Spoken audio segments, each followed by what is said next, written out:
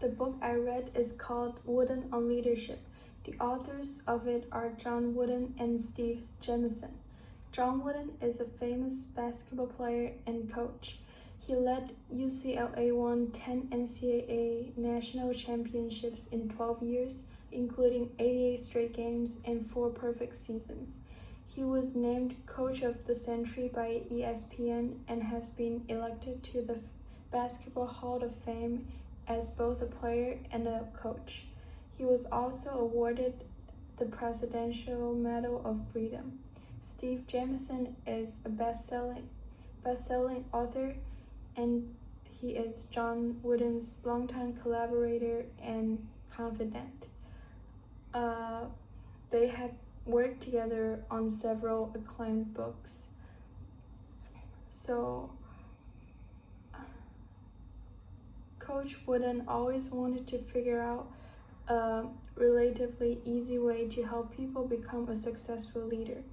He summed up some important factors that could lead people to success into words and key points, and along with his own experiences, he created a pyramid. And this book's main theme is about how to succeed in leadership, which is the description of the pyramid. Coach Wooden separated the book into 3 parts, but they're tightly connected because they are all talking about the pyramid. The first part points out clearly the key words of the pyramid and their meanings. The second part covers some detailed explanations as supplements to the first part. The third part is about how he followed the instructions shown in the pyramid, and so it's his own experience in leadership. So I did a little bit of rearrangement and put the relative context together, so I would talk about them following the new order. The pyramid contains foundation, second layer, heart going to the top, and the top. So the base is constructed by industriousness, enthusiasm, friendship, loyalty, and cooperation. So industriousness is saying that there's no easy way to accomplish the difficult tasks, so don't complain, for complainers don't really work. Enthusiasm is to fill yourself with energy and eagerness. Don't fake it, for people under your supervision will notice. These 2 combined together would be love your job. Then it's friendship and loyalty. They're similar to each other. Friendship requires 2 important qualities: mutual respect and camaraderie. Respect yourself and respect your members, and they will respect you. And camaraderie means the spirit of goodwill that exists between individuals of a group. Loyalty should be mutual as well. No one could be a good leader without loyalty to the team, and it will not be gained unless it's first given. Connection between leaders and members could be personal, emotional, and financial. Coach Wooden says that he viewed it as the strongest connection except for marriage. So love your members, and it doesn't have to be shown in big things. Some daily cares could be powerful as well. People feel about how much you care depends on how much you care. So after friendship and loyalty, he introduced cooperation. Listening to others doesn't mean your decision is wrong. Effective leaders understand listening to others is a sign of strength, to welcome honest differences and new ways of thinking from those on your team. Cooperation is impossible if we refuse to consider the merits of contrary opinions. But there needs to be a bottom line. Coach Wooden mentioned, don't lock yourself into rigid penalties. When he started being a coach, he made lots of strict rules that no one could break or there would be consequences. But he slowly realized that this lessened the opportunities a team could have. So he threw away most of the rules, but he pointed out that it was essential to have a firm bottom line that no one could cross and challenge your authority. And it's completely different than giving advices. So if people touch that line, penalties should be given. So now we can get to the second floor, which contains self-control, alertness, initiative, and intentness. Self-control is control your emotion. Because negative emotion, especially negative emotion of a leader, has the ability to damage a whole team. We have to make sure we're the controller of our emotion.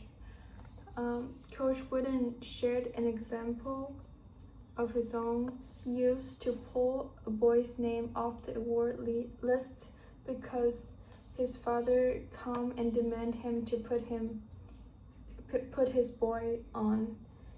The dad said that he would take his job away if he didn't see the boy's name on the list. So this made Coach Wooden really mad, and he decided to not put the boy's name on the list, even though he deserved it. And the boy was really sad, and Coach regretted later, but the fact couldn't be changed. So besides taking care of yourself, you need to teach your members to control their emotions as well. A good leader could settle down the problem and the negative emotions in a fast pace and lead the team to move on. Alertness is mental quickness. No sluggish, quick to see the weakness of organization and learn from others. Good leaders need to be good at foreseeing the future roughly, but it won't be accurate every time. So a good leader should be able to think fast about best way to solve unexpected problems. Initiative is the courage that a leader should have to make decisions and face failures. No one could escape failures on the path to succeed, so don't afraid to make decisions. The difference between mistakes of commission and omission should be cleared. The first one is calculated to make things happen. The second one is scared of doing wrong things. We shouldn't make excuses for our failures if we are the ones that caused them.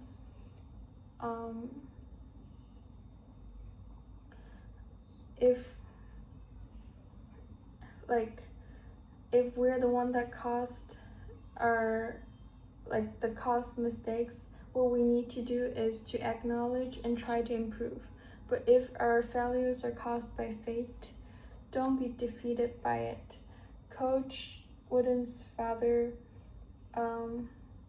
didn't blame adversity after he lost his farm and left his favorite land. He chose to embrace it and made good changes based on that. If you cannot control the misfortune, control your own attitudes when facing it. Then it comes intentness. It's combined by persistence, determination, and relentless. They help a team from wander off the path, and they keep a team from wander off the path. If we decide to do something, keep doing it and don't give up, regardless of the difficulties that we are and will be facing. The heart of the pyramid contains condition, skill, and team spirit. Condition shows the importance of moderation and a leader needs to make a good balance between work and rest mentally and physically. Dissipation could damage the team. Good leaders would understand that their health and condition are very important, in particular, for they are responsible for the group. Hurting themselves is hurting the team. Skill requires the leader to be professional in doing the task. There is no way someone could teach others if he or she doesn't know how to do the task in the first place. Wooden explained that a good basketball player has to be capable of playing every spot on the court instead of only good at one spot. If someone reaches that level, he or she could be called skilled. But only being professional is not enough. You have to know how to teach in order to be a good leader. When Coach Wooden first became a coach, his team lost to his former coach's team because he doesn't know how to teach, even though they both know exactly how to play the game. Learning to be a teacher is hard, and you should never stop, since there will be infinite new things waiting for you to learn. Be patient is important. So now we get to team spirit, which means love and sacrifice for the team. It's tightly related to friendship and loyalty. A leader needs to let the members notice that the teamwork requires unselfish love for the team. Sometimes we need to give up our own interest to benefit the whole. A selfless member is better than a team star in a team. No group competition could be won by only one person, no matter how professional he or she is. The goals of an effective group should be coherent, working for the team instead of self will be the goal. And Coach Wooden kept mentioning that the outcome of an event is not the most important thing or the only important thing. The process and how everyone works together to improve is more memorable and valuable. So after that, we can get to the getting to the top of the pyramid. And this floor contains poise and confidence. Poise expresses that we should be honest to ourselves, just be ourselves. Without this, a leader will break under pressure easily. When you're clear of who you are, what is your goal, and which level is your ability, you won't be affected by people's comments and will be close to success. Confidence is self-belief. A team will face success and failures all the time. People could be content when they accomplish a task, but it shouldn't be over pride. If a team is arrogant just because of one success, it is easy for them to fail the next time, for others are improving all the time. After UCLA won the NCAA National Championship in 1964 and 1965, Coach Wooden alarmed himself in the beginning of the 1966 season. Don't assume that the past success will happen again in the future. And besides these two main factors, Coach Wooden added some more to mention and let us to be clear. The first one is competitive greatness, which means the true love for hard tasks. Ambition and other positive attitudes of a leader could heat up a team. When people are excited, the best of us is revealed since we're trying our best. Faith and patience help us to stay fearless when facing failures and downsides. Many people are not actually patient even though they show it on the outside. He quoted Benjamin Franklin's words about it. A genius is nothing but greater aptitude for patience. No one could receive all good things and no bad things. Sometimes we just need to wait for the right time to come. At last, success is waiting for us on the top of the pyramid. No one could tell us whether we are a successor except for ourselves. As a basketball coach, Coach Wooden realized that the final success is not based on what he achieved on the scoreboard or what beautiful names he was given. Instead, it was what he thought that matters. If he believes himself as being successful, he is. So in addition to these key factors that are written clearly on the pyramid, Coach Wooden also add some more keywords to successful leadership. And the first is good characters. He believed that choosing people with good characters are essential to a team. People have the authority to choose both members and bosses. Coach Wooden used to work for a sir called Mr. K, who was a nice guy, and Mr. K rewarded him $100 extra just because he made 100 straight free throws, although he didn't have to do that. However, an opposite example would be one of his owner he met before, and they set his salary to $50 each game. However, although the team won, he was only paid half after the first game since he was late because of a blizzard. He quit after the first week and realized sometimes your values are not your leader's values. If this happens, it will be hard to work together well.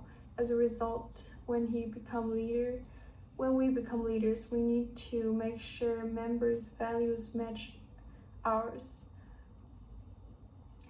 Bad habits are hard to break mentally and physically.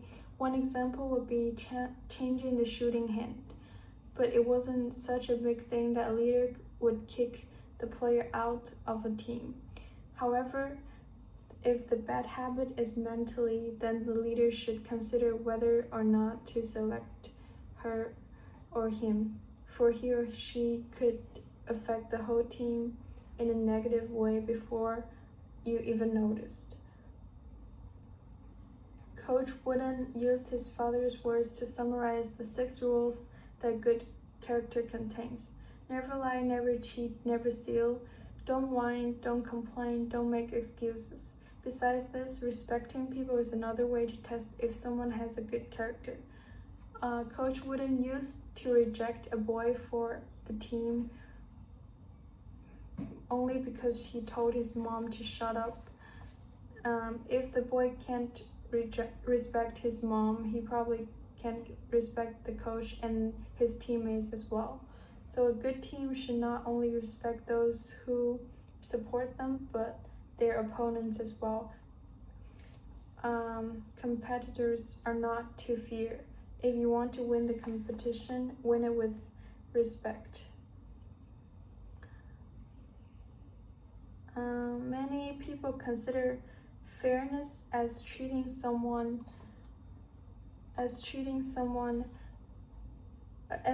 everyone the same, but it's not opposite to favoritism.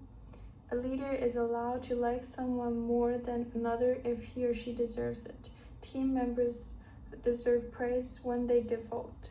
Be clear about who contributed what for the team and make sure you see invisible people. Without them, the task couldn't be accomplished. And sometimes people might understand you, but if you're doing what is best for them, they will understand one day. To become a good leader, you need to balance praise and criticism. Make sure you compliment people appropriately. Everyone has a basic idea of how good he or she is, So a leader needs to examine and praise carefully. Don't say it if you don't mean it. On the other side, he stated that the leader is the only person that could criticize group members. Do not let internal conflict happen. Keep in mind that the purpose of criticizing is not laughing at someone. It should be a talk to correct people's wrong actions and help them to be better the next time. Teach members to accept good criticism. They could consider it as a different kind of compliment for your boss is teaching you how to improve.